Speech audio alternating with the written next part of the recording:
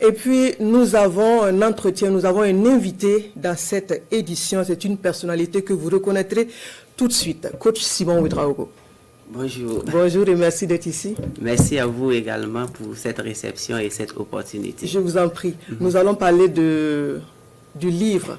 Voilà, je pense que ça se voit à l'écran, non pas. Vous pouvez le présenter peut-être parce que je ne le vois pas à l'écran. Exactement. La puissance de l'auto-éducation. Exactement. De quoi s'agit-il? Ok, merci beaucoup. Avant tout, j'aimerais vraiment encore dire merci à cette jeunesse africaine et de façon particulière à la jeunesse burkinabé parce que ce livre a battu le record mondial de parution des livres dans un stade.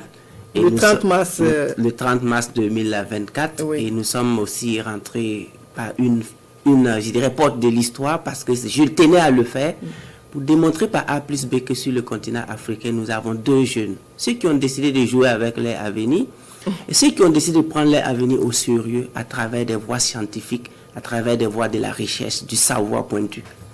Et on l'a fait. Le record mondial dont vous parliez, c'est un record mondial de parution de livres, comme vous l'avez dit, dans un stade. C'était le 30 mars 2024 devant 6500 personnes. Oui. Ça, on l'a fait et la particularité aussi est que parmi tous ces 6500 personnes, celui qui n'avait pas le livre n'avait pas accès au stade. Donc j'ai encore aggravé la condition pour dire aux gens que bon, il est bien vrai que ce sont les résultats de plusieurs années de travaux sur le terrain parce que ça fait quand même 10 ans que je suis sur le terrain du développement personnel option métaphysique et quand on l'a fait, ça a surpris les gens. Et on a également fait le record africain, Afrique francophone, de livres de développement personnel, 25 000 exemplaires en un an.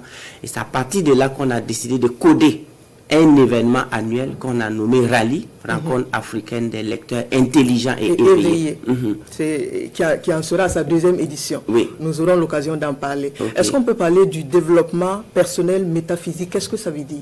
Oui, le développement personnel métaphysique, c'est un développement personnel, développement original, parce que vous savez avec moi que quelqu'un a dit que connaître les autres, c'est le savoir. Mais connaître soi-même, c'est le savoir supérieur. L'oracle de Defla avait dit « connais-toi toi-même ». Voilà. Et donc, du coup, le développement personnel option métaphysique s'intéresse à l'esprit de l'homme, à tout ce qui est invisible, la pensée, l'esprit, le subconscient, le conscient. Et une fois que ces parties sont développées, le développement extérieur, ce que nous appelons développement physique, maison, voiture, devient une suite logique ou une manifestation extérieure du développement intérieur. Donc, d'où la raison de mon choix de domaine de formation qui n'est d'autre que la métaphysique.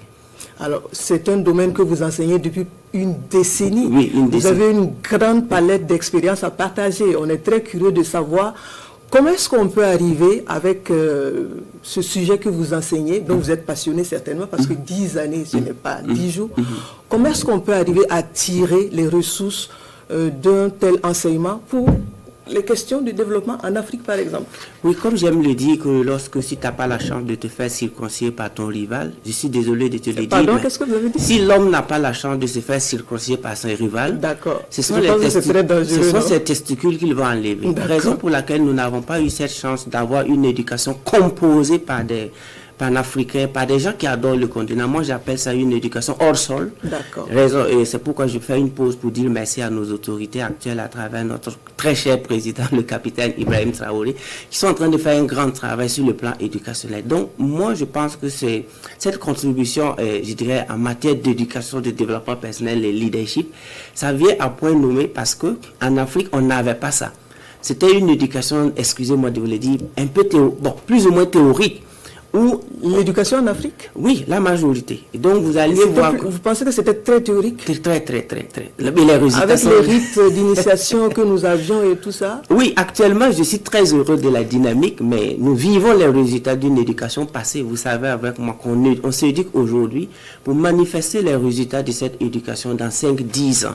Donc ce que nous vivons actuellement, on n'a pas encore commencé à récolter les résultats des efforts même du gouvernement actuel. On va le récolter dans 5-10 ans. Et actuellement, ce sont comme l'a si bien dit Joseph Kizerbo, l'éducation c'est une programmation. Et j'ai eu la chance de faire le codage en informatique. C'est ce que tu programmes dans l'ordinateur, que tu vas voir sur ton écran. Et donc, lorsque vous programmez la richesse, le succès, l'amour, l'entrepreneuriat, vous allez récolter ça sur le terrain.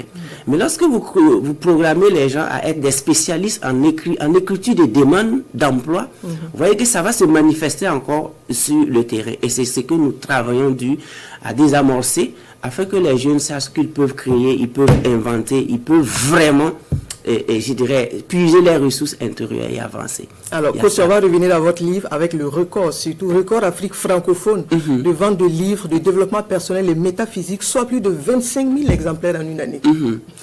Et donc, comme j'aime dire aux gens, vous savez que Sun Tzu a dit, wise win before the fight and ignorant fight to win. Les sages gagnent avant de combattre et les ignorants combattent dans le but de gagner. Et donc, pour tout combat, il faut savoir que si je vais gagner. Donc, moi, j'ai d'abord enseigné les gens pendant plus de 10 ans. Sur mes pages YouTube, chaînes. Donc, ceux qui voulaient que j'écrive un livre, c'était des milliers de personnes. Et je l'ai fait juste en 2024. Donc, voilà un peu. Et quand les gens ont appris que le coach Simon a un livre, la vente était vraiment rapide.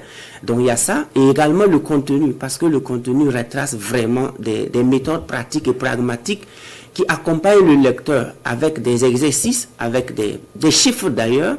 C'est un livre vivant. Chaque étape, vous devez valider les chapitres. On a 9 chapitres à valider.